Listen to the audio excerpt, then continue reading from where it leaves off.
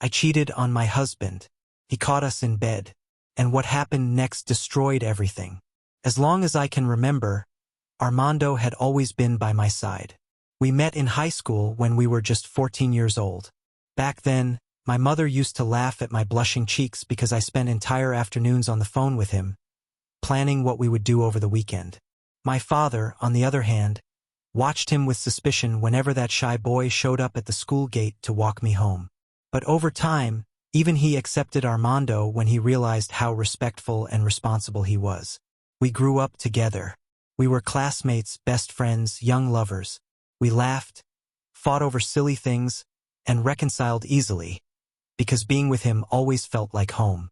By 18, our innocent teenage romance became something serious.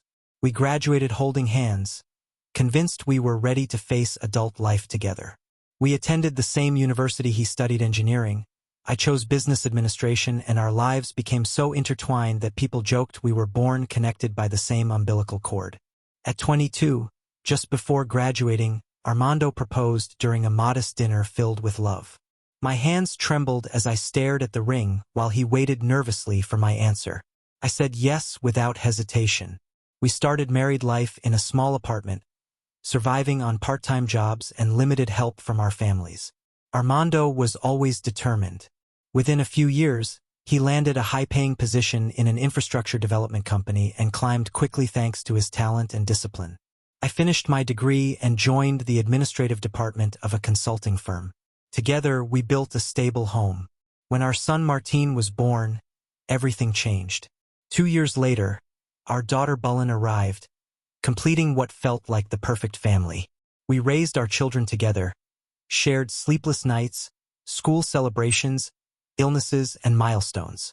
Like any couple, we had arguments, but we always found our way back to each other. People often said we were proof that high school love could last a lifetime. Years passed faster than I realized.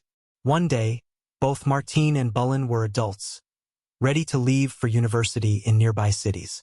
The night before Martin moved out, I cried quietly in bed, realizing my little boy was gone. Bullen followed soon after, excited to discover the world. Suddenly, Armando and I were alone in a house that felt too big. Part of me was sad, but another part felt relieved. I believed this would be our chance to reconnect, to travel, to rediscover each other, to reignite what time had dimmed. Armando's job allowed flexibility, and I dreamed of weekend trips, beach vacations, even a long journey through Europe someday. But instead of focusing on us, I drifted elsewhere. I began meeting my old college friends again.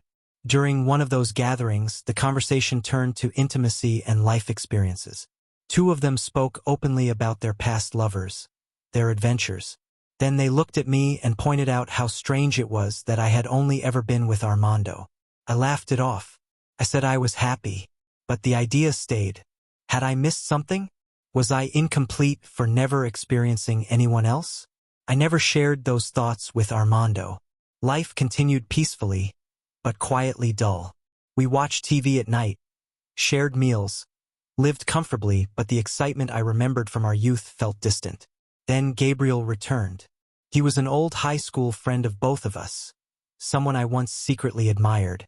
He had spent years traveling Europe as a photographer, living freely, never settling down.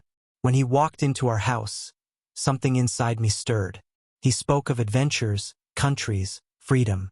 While Armando listened with grounded curiosity, I felt mesmerized. His life seemed like everything mine wasn't. After that visit, Gabriel and I started texting. At first, it felt harmless, sharing memories, recommending restaurants.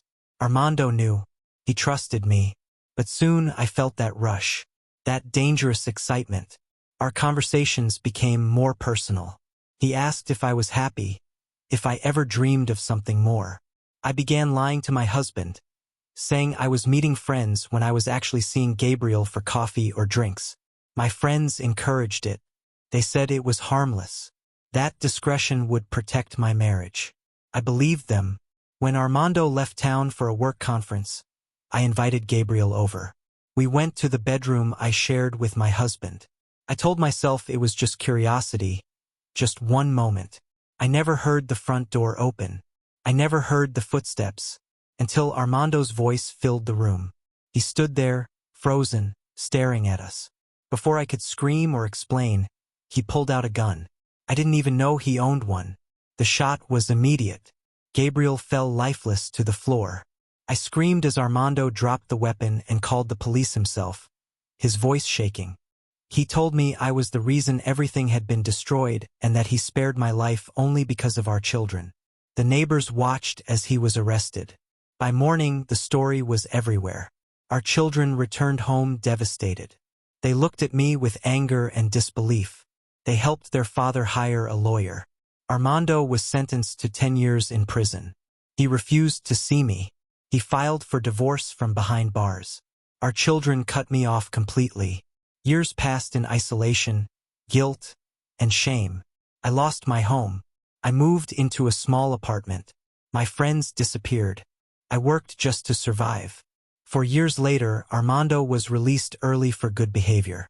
I found out through social media photos of him smiling with our children. I went to their house unannounced. They listened to me cry.